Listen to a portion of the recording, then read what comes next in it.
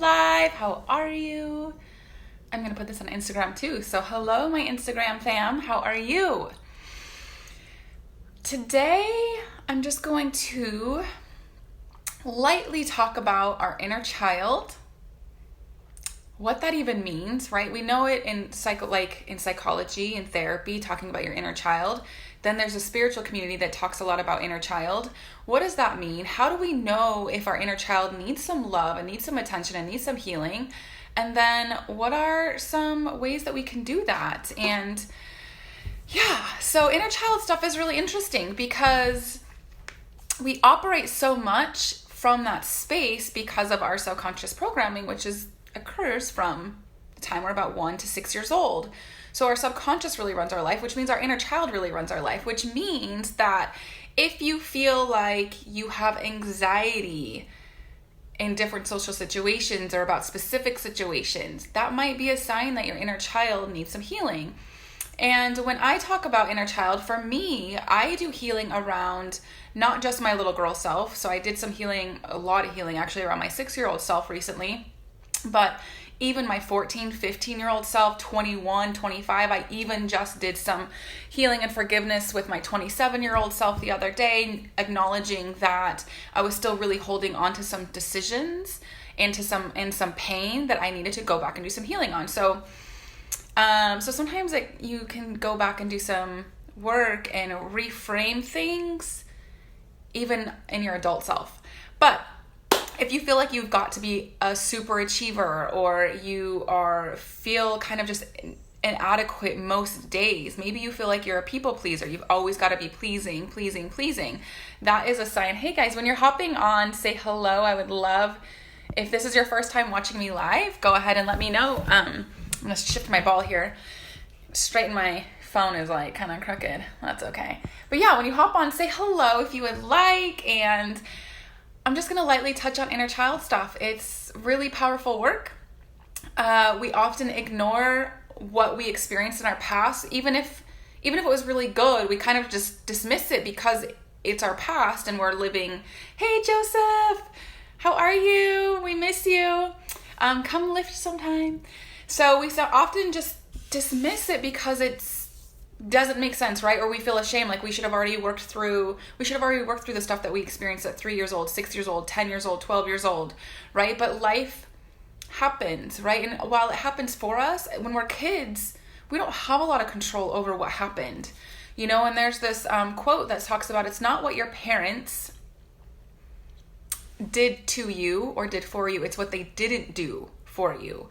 And that was really powerful when I came across that. In fact, I think it was my girlfriend Casey who let me know that because it really acknowledges the spaces between of that which we didn't receive. And so a lot of times if we feel like we are, hey guys, when you hop on, say hi. I don't like to call people out because sometimes I feel like people like to watch in secret.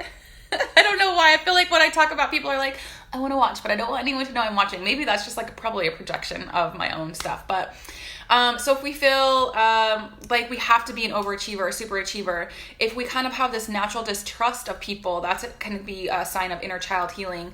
If we are constantly critical of ourselves, like we're never doing enough, we're never being enough, that can be signs that your inner child needs some healing or a lot of healing. And like I said, it might be your 6-year-old self. Like I did a lot of healing around her recently. And it might be your, hey Taylor, I hope you're feeling better. I'm going to see you tonight. I'm going to be in the gym working out. And so, yeah, it might be your 16-year-old self. There might have been some decisions, right? So I know sometimes we as women have shame around when we lost our virginity or something like that. So maybe that needs some healing. I don't even know why that came up, but things just come through like randomly when I do this stuff.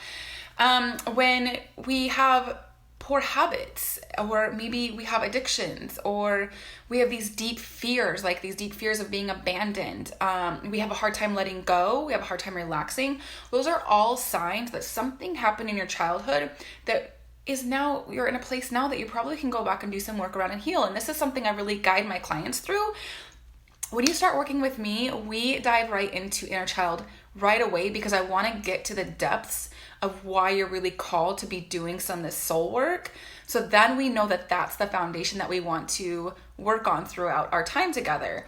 And so, inner child work is a lot of times people will associate that with their soul as well because of maybe what occurred or didn't occur for you as a little kid.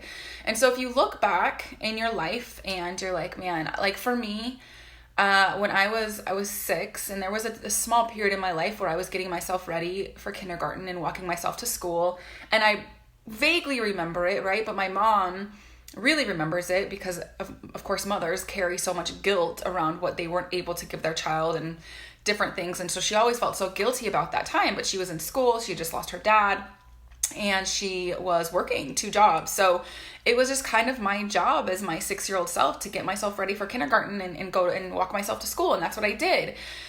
In that though, what I discovered was I really took on my mom's heart. And so I've been carrying it, and I'm 37, and I've been carrying that, and I've been carrying kind of that protection for her, and kind of being layered through that as I have shown up in my own life. And so what was really beautiful that I got to do, I got to really do some healing around giving back her heart.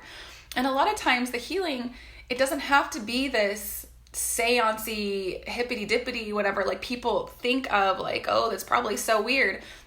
It's actually not that weird. It's really therapeutic. It's really sitting down, it's visualizing, and it's honoring how you feel. And it's really easy when you sit down and you think back to when you were 6 or 10, whatever the traumatic moments are that need attention and love, you put yourself back there. And I recommend doing it with a guy the first time, right? There's a lot of therapists now that do a lot of inner child work, bringing in the spirituality aspect to it. There's also a lot of spiritual coaches that will help guide you through this as well. And it's going back there and it's reframing the situation. It's giving back what isn't yours. There's a lot of different steps to it depending on what that child needs. But what's really beautiful is when you go back and you're able to do some inner child healing, or a lot of it. So when I went back to my 6-year-old self, it was like my beautiful friend Jess walked me through some stuff, as well as my friend Sonia.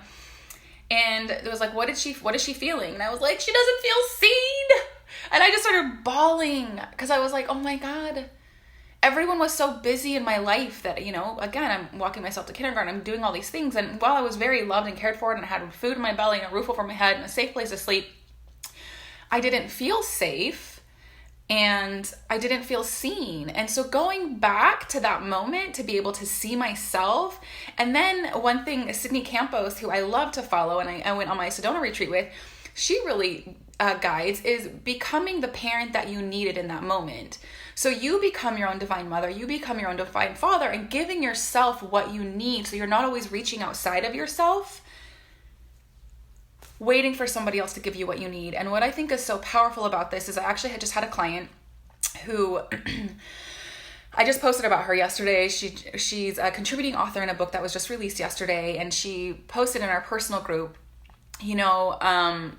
a sentence that her aunt gave her of like, I always knew that you could do it. And it was so interesting because she said, I didn't realize how emotional it was going to make me, but I had realized I've been longing to hear those words from my family my whole life. And what I reflected back to her was, and this is something that another coach I follow, Melanie Ann Laird, who I love, she talks about the universe goes first, or we go first and the universe follows. So that means basically we have the intention, we have the desire, but when we wait on something else to give us the permission we need to be who we are, to do the healing, to write the book, to do whatever, we're never going to get that sign. We're never going to get the permission slip that we are given for the hall pass in elementary and junior high. We have to give ourselves our own permission. And so, I said, isn't it interesting that you received exactly what you needed after you took action? And she was like, holy crap, I never even realized that. Like, that's so mind-blowing, right?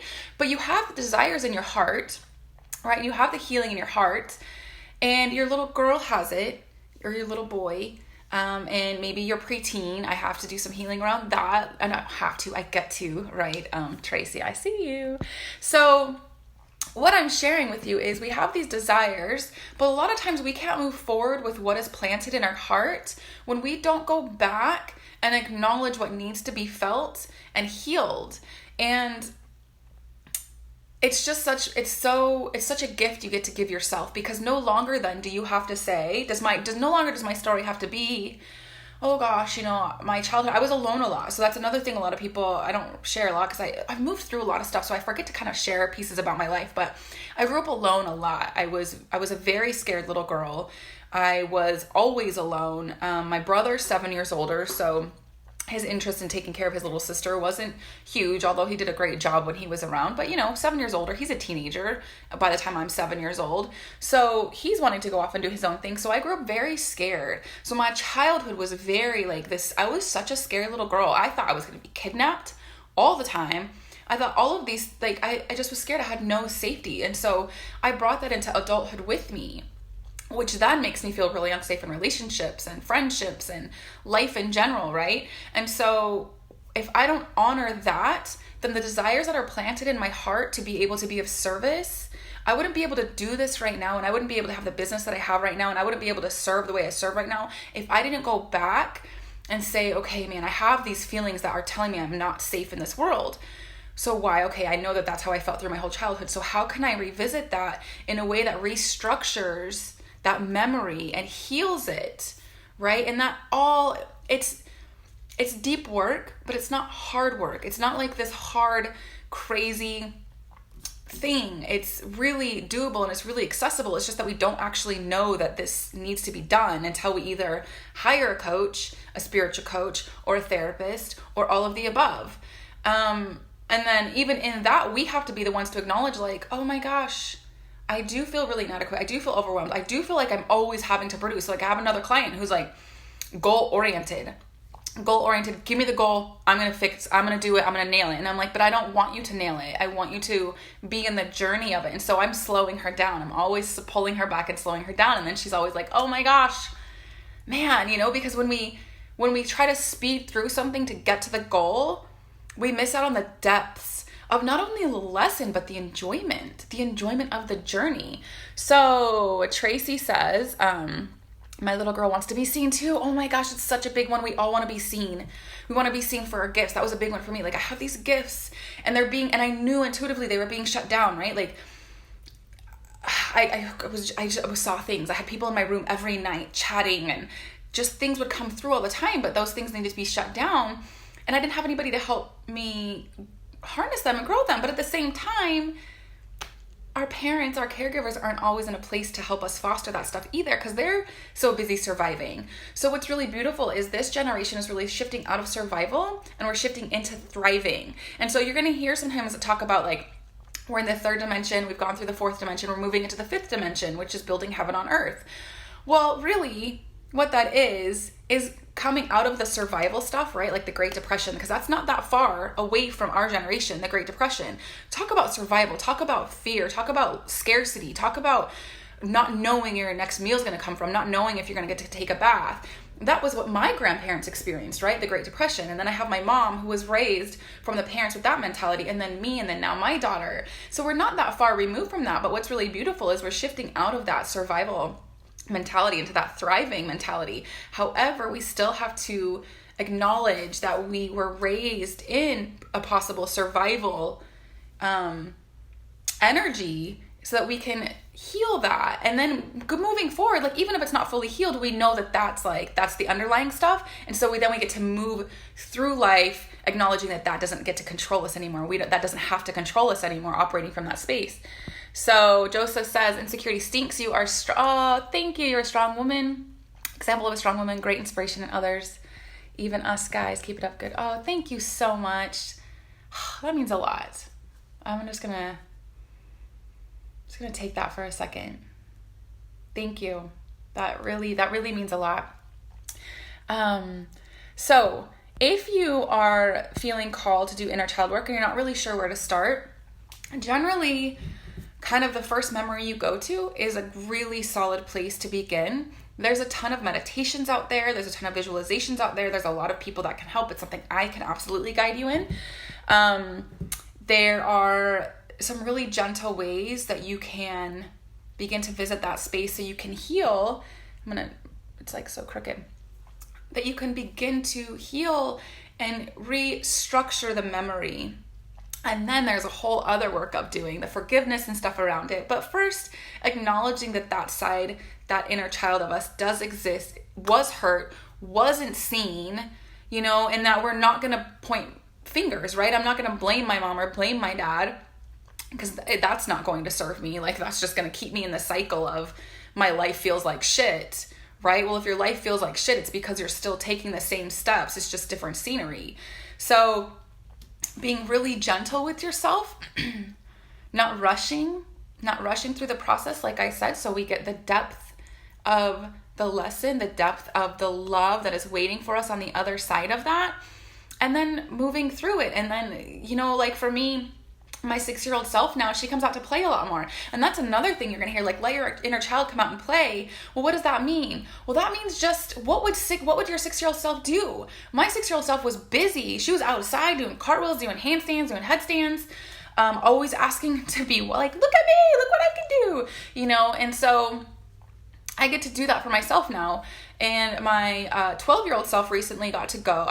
Lex and I rented Wave Runners, and I had to do a lot of healing around her for specific reasons, with my dad coming in and out very heavily at that time. And I got to let her come out and play. And so our inner child, it doesn't have to be like a specific age, but it can be letting go a little bit and trusting that you're going to be okay to be a little crazy, to be a little silly, and that, yeah, maybe people might look at you a little off, but if you feel more free and more joy in that moment, then I promise you it's worth it. And you're just giving people that permission to do the same. So Tracy says, yeah, your caregivers, they always did the best they could. And that's like the biggest thing to always come back to. Like, oh, they did the best they could with what they had. I'm waving at people as you come on. And that, it creates and breeds space for compassion, right? The compassion of, yeah, my caregivers did the best I could. So you have these desires in your heart. You have these things, you know, your soul purpose, these things that you want to discover. And I'll go into that in another live, some soul purpose stuff and how to discover your soul purpose and offer it to the world, right? I'm going to go into some shadow stuff. Shadows, like our unconscious self that kind of self-sabotages us over and over and over again, but we're not really aware of it. So I'm going to be talking more about this stuff, but we have these desires placed in our hearts. Hello, Heather. And, excuse me, it's sometimes really hard to bring them to life when we're still stuck in the pain from our inner child, or the fear that we felt growing up, or from our inner child, or the shame, or the constantly needing to like produce and succeed and overachieve. There's all of these things that are actually not serving us. And people pleasing, I talk about that one a lot. I was such a constant people pleaser. I could never say no. I didn't have boundaries. Everyone walked all over me. And I allowed all of it. And so when we can go back and do the healing around that other part of ourselves, then the desires that we have that are placed in our hearts that we really want to fulfill, and the dreams, right? The dreams, we have these big dreams, but we want to be able to bring them to the earthly plane and manifest them so we can live them. And that's what I've gotten to do a lot with my business, with having a child, with my awesome Lex, you know, who loves me and I love him very much. And there's all these things that I've gotten to really experience through acknowledging what my desires are, through acknowledging where I needed to do the healing, and then doing that work in order to be where I'm at now. And it's a constant journey, you know. We're always on the next step. But I hope this helped. If it resonates, go ahead and share, tag, comment, like. Leave your favorite emoji. I'm so glad you all tuned in for this. I would love if you need more support deeper. Hey, Jacob. Then please reach out. I have some open times next week for discovery calls if you're looking for some one-on-one support. I also have some upcoming exciting things that I'm going to be sharing and launching and all of that. But really, I'm here to serve. This is my sole purpose for now, right? I think we're always expanding. We have all kinds of fun things that we get to share and leave our imprint in the world. And this is mine. And so I love you guys. I see you. I honor you. I appreciate you. And I'm here for you. So have a beautiful, Wednesday? And I will talk to you soon. Bye.